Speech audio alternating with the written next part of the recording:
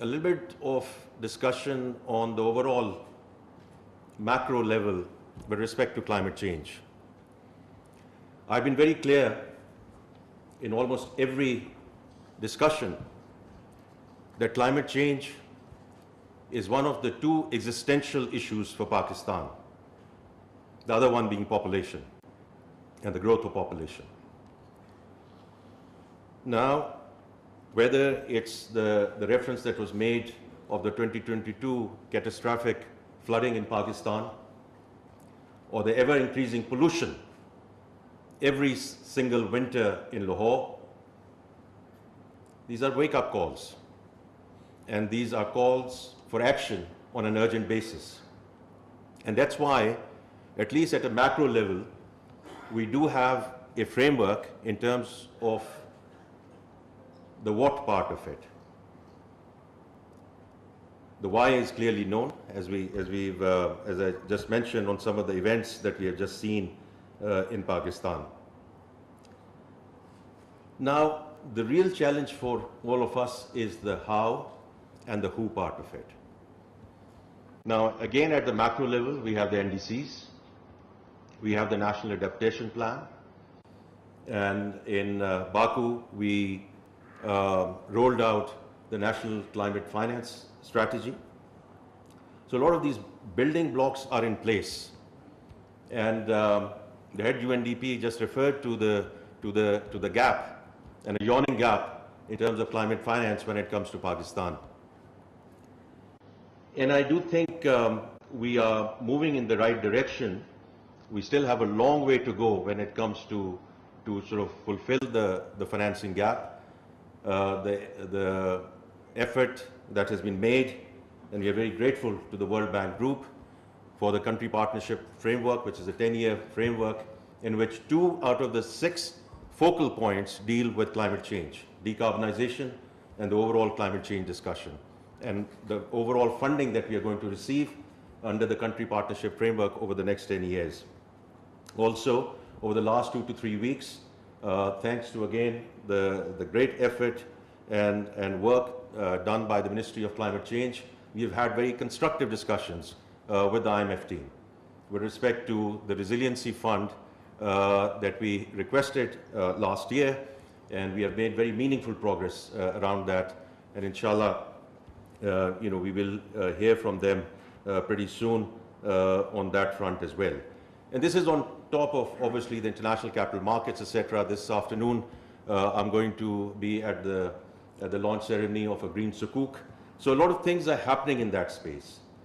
But what I said in the Climate Finance Conference a few weeks back as well, while financing is very critical, the real discussion and the real issue for us is capacity and capacity building at our end.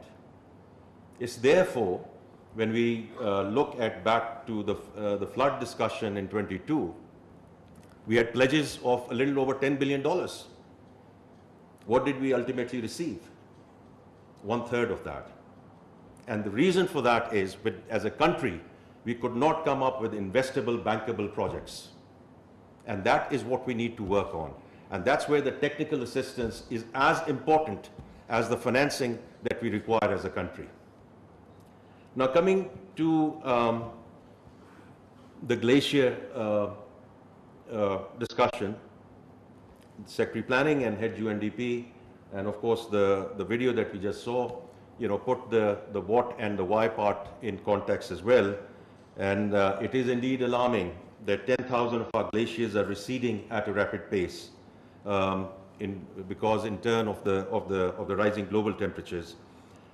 Flooding in the Indus River is a consequence of that, and this disturbed water cycle in turn is already impacting our crop yields, the food production, and indeed the livelihood of millions of people who go into distress situation. During this crisis, when we talked about the flooding in 22, GLOF events struck, and we in turn now have, from what I understand, a little over 3,000 glacial lakes, 33 of which are highly volatile and putting at least a little over 7 billion people in grave danger. These are large and these are alarming statistics.